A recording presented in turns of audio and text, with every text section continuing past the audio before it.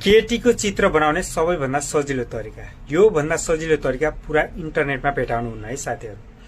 यदि तपाईहरूलाई ड्रइङ गर्ने सोख छ तर आउँदैन भने यहाँ हेर्नुहोस्, यो भिडियो हेर्नुहोस्, तपाईले 100 को 100% सिक्नुहुन्छ है त।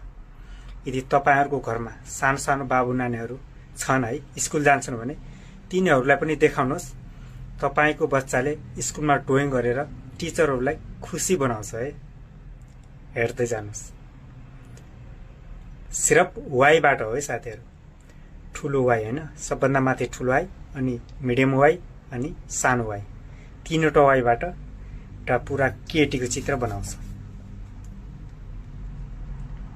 एकदमै पर्फेक्ट के, ती राम्रो मिलेको शरीर बनाउँछ नि यो।